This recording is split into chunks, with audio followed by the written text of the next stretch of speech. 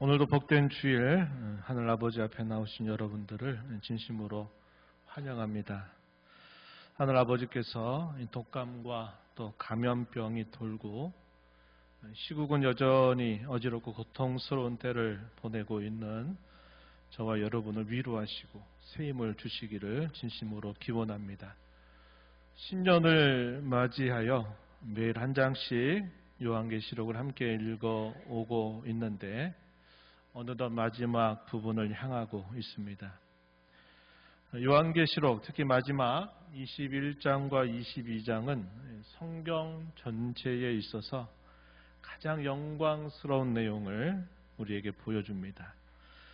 처음 창조하셨던 아름다운 세상이 매우 짧은 섬광처럼 빛나다가 금세 죄와 타락으로 빛바랜 세상이 되었고, 사람은 낙원에서 쫓겨나서 생명나무의 길에서 멀어지게 되면서 슬픔과 비애를 겪고 그렇게도 오랜 세월을 살아왔습니다.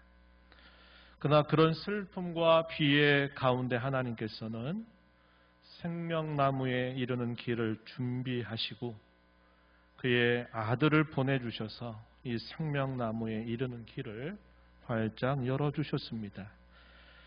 오늘 우리가 읽은 이 본문은 그리스도께서 오심으로 시작된 종말, 이 종말이 그리스도의 재림으로 완성되면서 진행될 최후 심판과 함께 새 예루살렘으로 묘사되는 영광스러운 교회가 거주하게 될 새하늘과 새 땅의 광경을 묘사해 줍니다.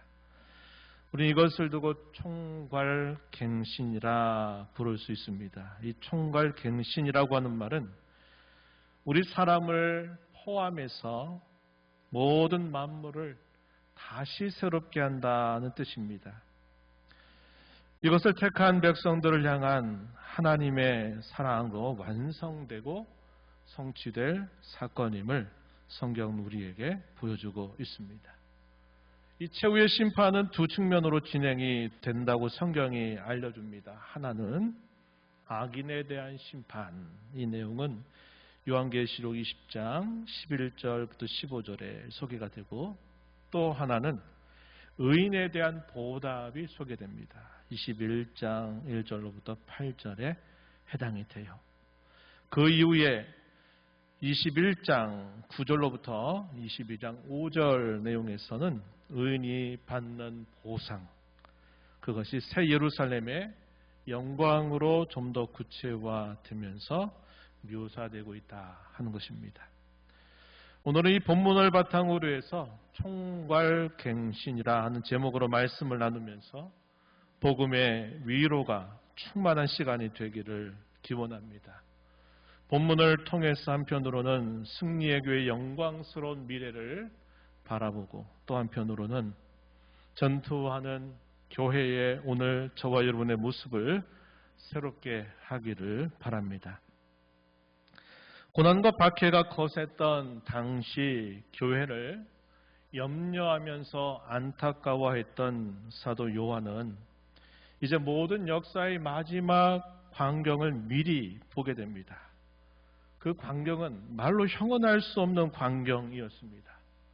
그 광경에 대해서는 본문 1절 4절에 소개됩니다. 본문 1절을 보면 그 모습은 새 하늘과 새 땅의 모습이었습니다. 처음 하늘과 처음 땅의 모습은 더 이상 보이지 않아요. 여기서 새롭다라는 말, 새라고 하는 말의 의미는 질적으로 새로워진다라는 것을 뜻하는 표현입니다. 이 말은 낡고 허름한 것을 완전히 새로운 것으로 다시 만드는 것을 뜻하는 말이 된다 하는 겁니다. 없었던 것을 처음 만드는 것이 아니라 있던 낡고 허름한 것들을 완전히 새로운 것으로 바꾼다 할 때 쓰는 이 새로움, 이걸 질적인 새로움이다 이렇게 표현하고 있는 것입니다.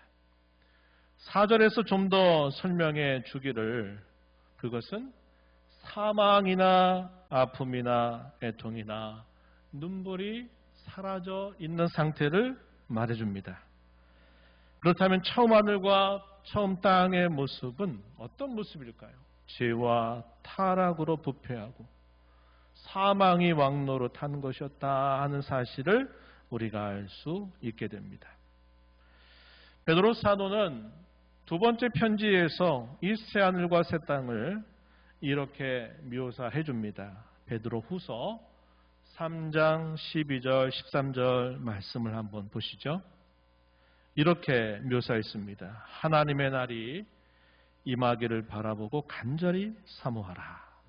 그날에 하늘이 불에 타서 풀어지고 물질이 뜨거운 불에 녹아지려니와 우리는 그의 약속대로 의가 있는 곳인 새 하늘과 새 땅을 바라보도다. 이렇게 말합니다. 베드로 사도가 당시 두 개의 편지를 쓰게 되는 때는 당시에 역시 요한계시록에 기록되고 있는 때와 같은 극심한 박해와 고난의 때는 아니지만 여전히 교회가 여러 시련들을 겪으면서 흩어져 있는 상태에 있었습니다. 그래서 흩어진 나그네와 같은 교회를 향해서 두 편의 편지를 쓰면서 두 번째 편지 마지막에서 이 내용들을 소개하고 있다 하는 것입니다. 하나님의 날이 임하기를 바라보고 간절히 사모하며 살 것을 그들에게 말하고 하늘이 불에 타서 풀어지게 될 것이고 물질이 뜨거운 불에 녹아진다. 이 표현을 사용했습니다. 이 말은 아까 우리가 읽었던 말씀처럼 새롭게 된다라고 하는 의미를 우리에게 설명해 주는 표현입니다. 그리고 약속대로 의가 있는 곳인 새하늘과 새 땅을 바라본다. 고난과 박해 가운데 살아가는 성도들을 향해서 장차 우리에게 이루어지게 될 그 영광스러운 미래를 바라보면서 살아갈 것을 가르쳐 주고 있는 말씀이죠. 사도 요한은 이어서 새하늘과 새 땅으로 변화된 곳에 위로부터 내려오는 새 예루살렘의 모습을 보게 됩니다. 본문 2절 보시면 마치 그 모습이 신부가 남편을 위해서 단장한 것 같다라고 말해줍니다. 그렇다면 이 새 예루살렘의 정체가 무엇일까요? 이것은 천사가 요한에게 해준 말에서 분명해집니다. 그 내용이 어디 소개되느냐? 21장 9절 하반절 10절 여기서 소개됩니다. 한번 말씀을 한번 보세요. 일곱 천사 중 하나가 나와서 내게 말하여 이르되 이리 오라. 내가 신부 곧 어린 양의 아내를 내게 보이리라. 성령으로 나를 데리고 크고 높은 산으로 올라가 하나님께로부터 하늘에서 내려오는 거룩한 성 예루살렘을 보이니 이렇게 표현되어 있습니다. 우리가 읽은 본문 앞부분에서 보는 사도 요한이 보는 광경, 새 하늘과 새 땅으로 변화된 그곳에 하늘로부터 거룩한 성 새 예루살렘이 내려오는 것을 봤는데 이 새 예루살렘에 대해서 천사를 통해서 사도 요한이 알게 된 사실은 바로 그것이 신부라는 겁니다. 어린 양의 아내, 곧 신부라는 사실을 밝혀주고 있다 하는 것입니다. 그렇다면 이 새 예루살렘은 무엇인가? 신부인 어린 양의 아내, 곧 교회를 의미함을 보여주고 있어요.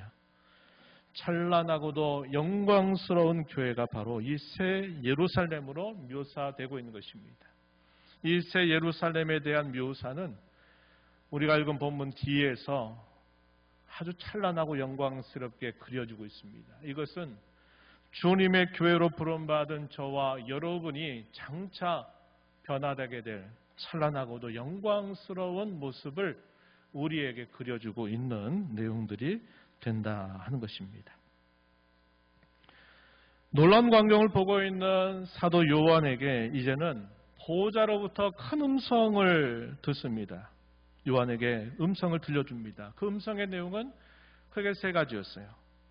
첫 번째는 뭐냐? 본문 3절을 보시면 보라 하나님의 장막이 사람들과 함께 있음에 사람들이 그들과 함께 계시니 그들은 하나님의 백성이 되고 하나님은 친히 그들과 함께 계신다라는 음성을 듣는 것입니다.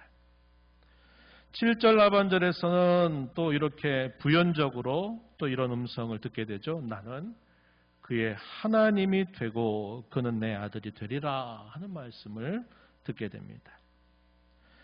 이 말씀은 하나님이 자기 백성과 맺으신 언약이 마침내 온전히 성취되었다 하는 말씀입니다.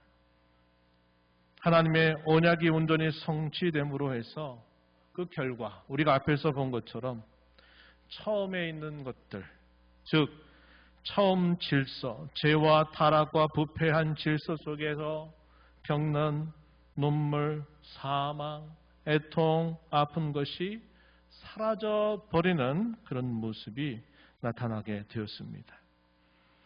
두 번째로부터 보좌로 듣는 음성의 내용은 본문 5절에 보시면 내가 만물을 새롭게 하노라 하는 말씀입니다.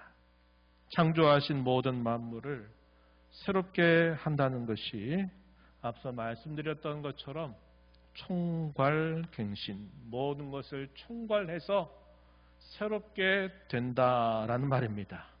만물을 새롭게 한다는 음성이 사도 요한에게 들려졌습니다. 창조하신 모든 만물이 죄와 타락과 그 모든 부패가 이제 완전히 사라진 상태를 들려주는, 깨닫게 해주는 말씀이 된다는 것이죠. 마지막으로 듣는 음성은 본문 6절 앞부분에 소개됩니다. 이렇게 말합니다. 이루었도다. 나는 알파와 오메가요, 처음과 마지막이라 하는 말씀을 그가 듣게 됩니다. 여기서 중요한 표현, 이루었다 하는 표현입니다. 이 말씀은 하나님께서 하시는 모든 사역이 완성되었다라고 하는 선언입니다. 역사를 처음 시작하게 하신 그분이 그분의 뜻을 따라서 마침내 모든 역사를 완성하셨다라는 말입니다. 하나님께서 모든 일을 완성하신 그때의 모습, 그때의 상태를 여러분 한번 상상해 보시기 바랍니다. 주일을 맞게 될 때마다 하늘의 안식을 바라보면서 하나님께서 우리에게 장차 우리에게 누리게 하실 그 모습, 그 상태를 여러분들이 의도적으로 계속적으로 여러분들이 그런 모습을 그려보시기를 당부드려요. 그러한 모습과 그러한 상태에 저와 여러분 자신들도 신령하게 변화되어서 거기에 참여하게 될 것을 우리가 상상하고 또 기다리면서 우리가 살아야 한다는 것이죠. 우리 하나님께서 그러한 일들을 통해서 우리에게 진정한 위로와 소망을 주실 것입니다. 사도 요한은 그런 광경을 보고 음성을 들으면서 거기에 참여하게 될 자들과 그렇지 못한 자들을 구분해 줍니다. 참여하게 될 자를 뭐라고 소개하느냐? 본문 7절에 보면 이기는 자로 묘사하고 있습니다. 이기는 자와 그렇지 못한 자를 구분하는 것은 이 땅에서 전투하는 교회 혹은 전투하는 성도로서 오늘을 어떻게 살아야 할지를 저와 여러분에게 잘 깨우쳐 줍니다. 먼저 이기는 자들을 어떤 자들로 설명해 주느냐? 그들은 첫째 부활에 참여한 자들이다 이렇게 소개해 줍니다. 요한계시록 20장 6절 말씀을 한번 보시죠. 이렇게 말합니다. 이 첫째 부활에 참여하는 자들은 복이 있고 거룩하도다. 둘째 사망이 그들을 다스리는 권세가 없고 도리어 그들이 하나님과 그리스도의 제사장이 되어 1000년 동안 그리스도와 더불어 왕노릇하리라 이렇게 말씀합니다. 여기서 첫째 부활에 참여하는 자들, 어떤 자들이겠습니까? 거듭난 사람들, 그리스도 안에서 새롭게 태어나서 영생을 가진 성도들을 말하는 것입니다. 이 첫째 부활의 의미라는 겁니다. 그들은 장차 둘째 사망의 해를 받지 않게 될 것이고, 그들은 제사장이 되어서 그리스도와 함께 천년 동안 왕노릇한다라고 본 말씀은 설명해 주고 있습니다. 영적으로 부활한 자, 이 땅의 짧은 인생을 살면서 그리스도를 믿고 그리스도를 믿음으로 말미암아 그의 마음속에 그리스도의 생명을 가지고 사는 사람들을 첫째 부활에 참여한 자들이다, 이렇게 설명해 주고 있다는 것입니다. 첫째 부활에 참여한 자들이면서 또한 뭐라고 표현하느냐? 목마른 자들이라고도 표현해 줍니다. 6절 하반절 말씀을 보시면은 이렇게 말하죠. 생명수 샘물을 목마른 자에게 값없이 준다, 이렇게 표현했습니다. 목마른 자에게 생명수 샘물을 준다. 이 표현을 주목하시기 바랍니다. 여기서 목마른 자가 어떤 사람을 말할까요? 이들은 무엇 때문에 목말라 하는 자들일까요? 이들은 도대체 무엇에 목말라 하는 자들일까요? 여러분들의 이 표현을 눈여겨보시기 바랍니다. 우리 이 말씀을 보면서 예수님께서 이 땅에 오셔서 천국 복음을 전파하시면서 산상수훈의 첫 말씀을 여섰던 내용을 우리가 떠올려 볼 수 있겠죠. 팔복에 대한 선언입니다. 하나님 백성들이 누리게 되는 천국의 복의 첫 번째, 뭐라고 얘기합니까? 심령이 가난한 자가 복이 있다, 천국이 그들의 것이다 라고 하는 이 첫 번째 복에 해당되는 내용을 우리가 떠올릴 수 있다는 겁니다.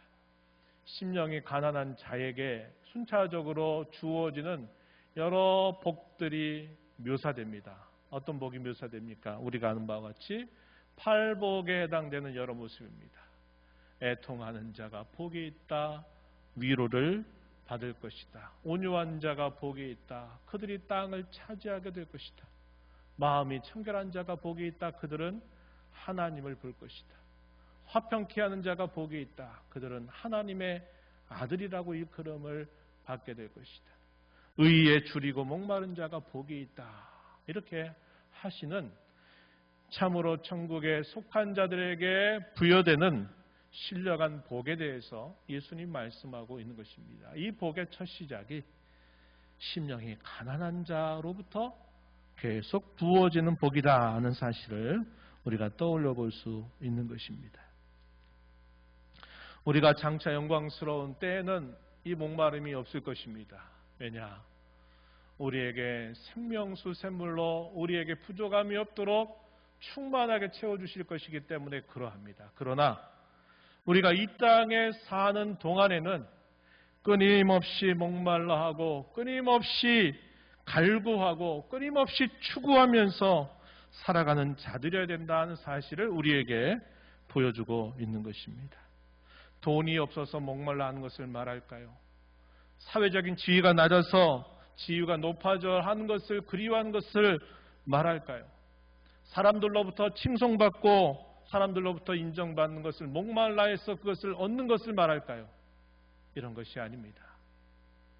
하나님의 은혜에 목말라하고 하나님께서 주시는 그분의 복을 목말라하는 그러한 자들, 하나님의 도우심을 목말라하고 하나님이 갈급한 심령에게 채워주시는 그 신령한 양식을 목말라하는 그러한 자들을 여기 표현하고 있는 말씀이다 하는 것입니다. 이러한 자들이 장차 승리의 교회의 영광스러운 미래에 참여하게 될 자들이고 누리게 될 자들이다 하는 사실을 우리에게 보여주고 있다는 것입니다. 그래서 우리가 이 표현들을 보게 되면 오늘을 살아가는 저와 여러분이 이 땅에 살면서 성도로서 진정으로 하나님을 향하여 늘 목말라 하는 자로 살아가야 된다는 사실을 우리에게 가르쳐주고 있다 하는 것이죠. 반면에 그렇지 못한 자들, 다시 말해서 새하늘과 새 땅에 거주할 새 예루살렘에 속하지 못할 자들은 어떤 자들일까요? 본문 8절 말씀에 보시면 이렇게 표현했습니다.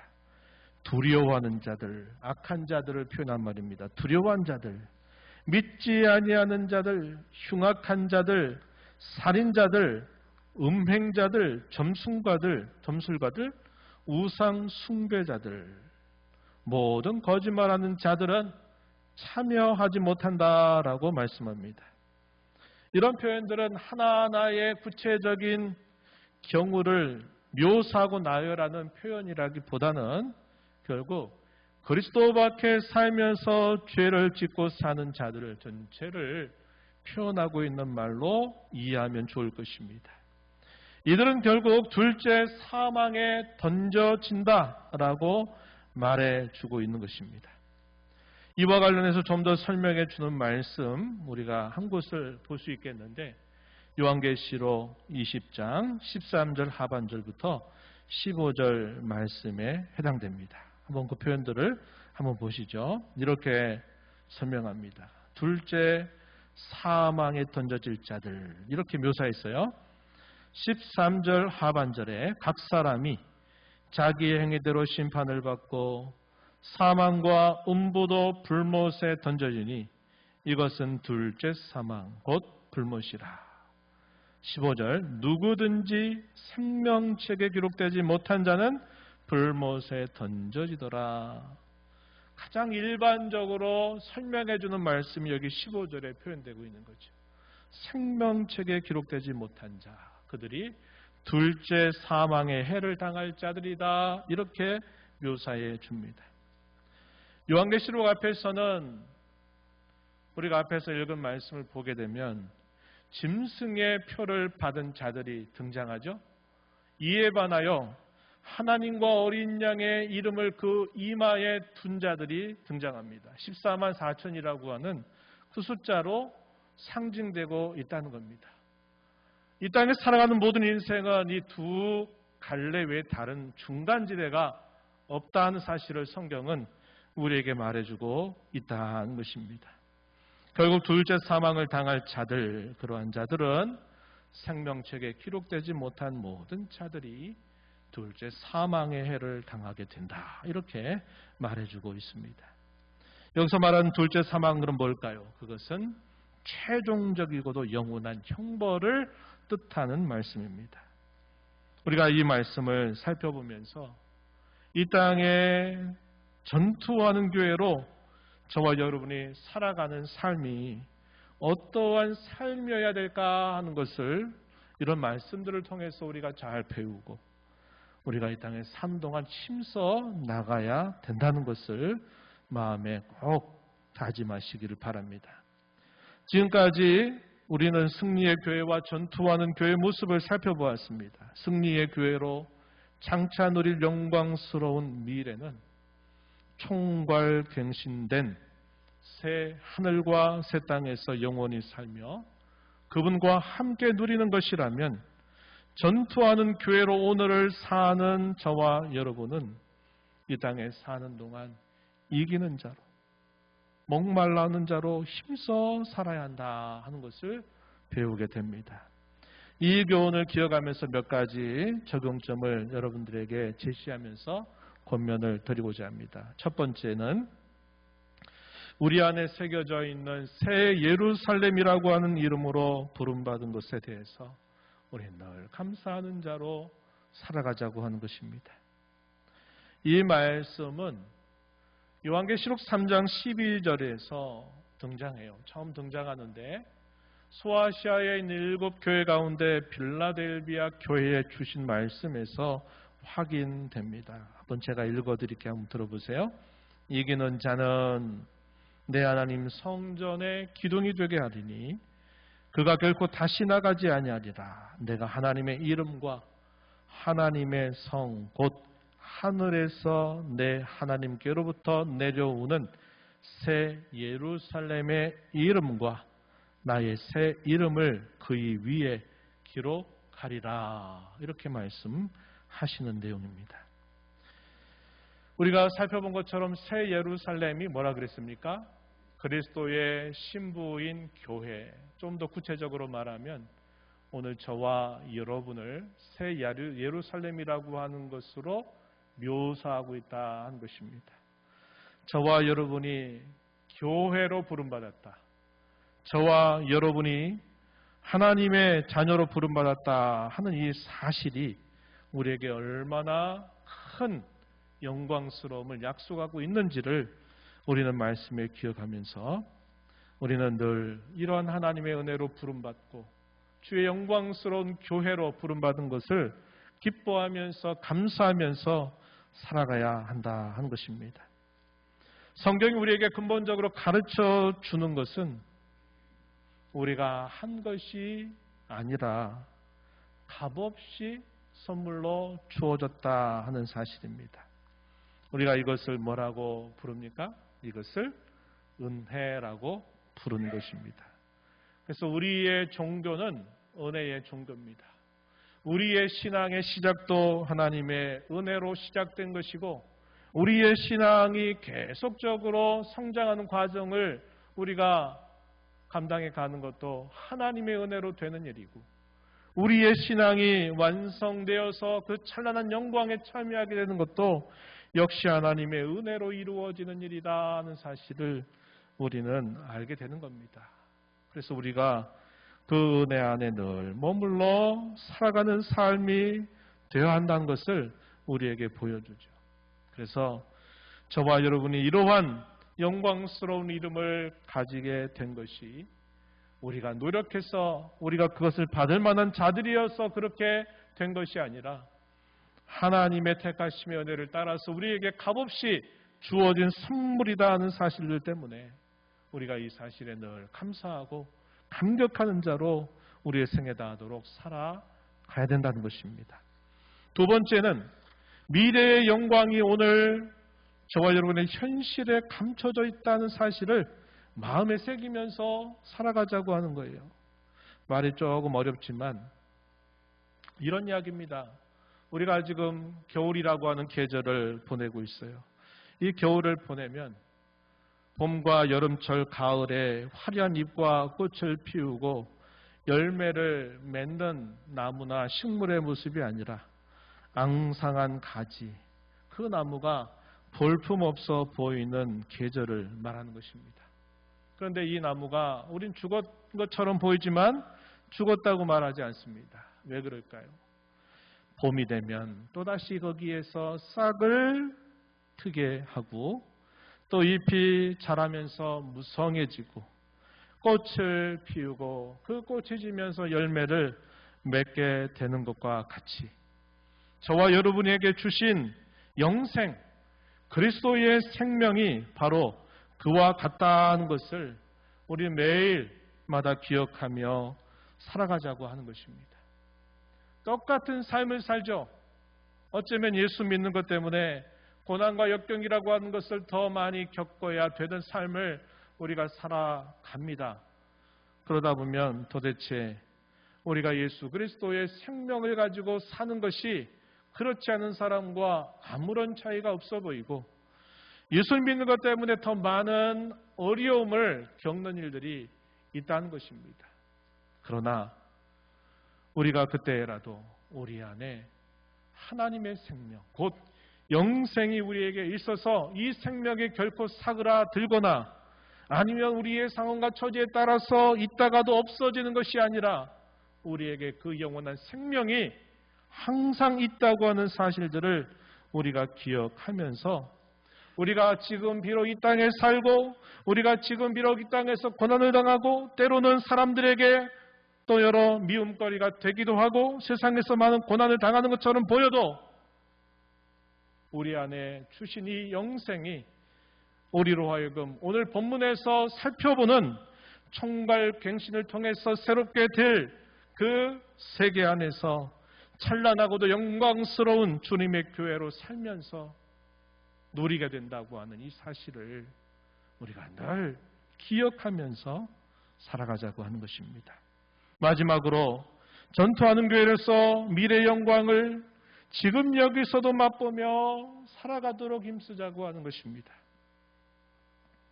우리가 여기서 아무것도 못 느껴도 장차 우리에게 약속될 영광이 있다는 사실들이 소망이 되지만, 그러나 좀 더 적극적으로 오늘 우리가 읽은 본문 말씀에서 그러한 승리의 교회로 누리게 될 영광스러운 미래를 우리가 바라보면서도 지금 이 땅에서 전투하는 교회로 우리가 살펴본 것처럼 이기는 자로 사는 겁니다. 패잔병처럼 쓰러지고 넘어지고 얻어 터지는 자로 사는 것이 아니라 이기는 자로 오늘을 살아가기를 힘써야 되겠고, 우리가 승리하는 그 길은 내가 어떻게 해서 발버둥 쳐서 이루는 것이 아니라 하나님의 도심과 그분의 은혜를 늘 목말라하고 심령이 가난한 자로 그분의 은혜를 언제나 바라본 자로 살아가면서 우리가 이런 이김을 경험하며 살 수 있다는 것을 우리가 알게 되죠. 그래서 지금 여기서도 저와 여러분이 이기는 자로 살아가면서 장래에 누리게 될 그 영광을 여기서도 먼저 미리 맛보면서 또 그것을 통해서 우리의 주님께 기쁨을 드리고 영광을 돌려드리는 자로 오늘을 살아가는 저와 여러분이 되자고 하는 것입니다. 이제 말씀을 맺습니다. 여러분, 지금까지 살아온 인생 가운데 압도당할 만큼 놀라운 경험이 무엇이었는가 한번 여러분 기억해 보세요. 그리고 그게 어떤 순간이었는가를 한번 생각해 보시기 바랍니다. 자연의 웅장함, 자연의 아름다움, 또 자연의 영광스러움, 우리가 이런 것들을 보면서 압도당하는 경험을 하게 되기도 하죠. 아름다움과 웅장함과 영광스러움, 이것은 어쩌면 우리 사람이 인위적으로 만들어내는 것에서 느껴지는 것이 아니라 창조된 처음의 상태를 가장 잘 순전하게 드러나게 될 때 느껴지는 것이다, 이런 생각을 합니다. 총괄갱신으로 장차 완성될 천국의 모습은 이 세상의 그 어떤 것보다도 아름답고 웅장하고 영광스러울 것입니다. 하지만 이 모든 것이 그것을 그렇게 만드신 하나님보다도 더 아름답고 더 웅장하고 더 영광스러울 수는 없는 것입니다. 우리 하나님이 그와 같이 아름다우시고 웅장하시고 영광스러우시다는 사실들을 기억하면서 그 하나님이 오늘도 저와 여러분의 삶에 함께 하셔서 우리를 지금부터 영원까지 거리로 인도해 주실 것을 우리가 확신하면서 하나님과 교제하고 동행하고 지금 여기서 전투하는 교회로 힘써 살며 또 이기기를 다짐하는 저와 여러분이 되기를 바라고 이 일에 하나님의 은혜가 함께하기를 진심으로 축원합니다. 하나님 아버지, 감사합니다. 복된 주일 저희를 불러주셔서 이 땅에 늘 살면서 죄와 부패의 현실을 경험하고 슬픔과 애곡, 탄식과 아픔, 상처, 많은 슬픔들을 이 땅에 겪고 있지만 하나님께서 오늘 말씀을 통해서 하나님이 총괄갱신을 통해서 이루어 주실 영광스러운 미래를 오늘도 말씀을 통해 저희에게 보여주시고 그것을 저희의 가슴의 소망으로 삼고 위로 삼아 이 땅에 사는 동안 전투하는 교회로 살면서 이기는 자로 또 목말라 하며 하나님의 은혜를 늘 구하고 찾는 자로 살아갈 것을 말씀하여 주셨습니다. 이 말씀을 깊이 마음에 새기면서 구별된 성도로 부름받은 것을 감사하고 기뻐하며 그 부름에 합당하게 힘써 살아가는 저희들 모두가 되게 하여 주옵소서. 예수님 이름으로 기도하옵나이다. 아멘.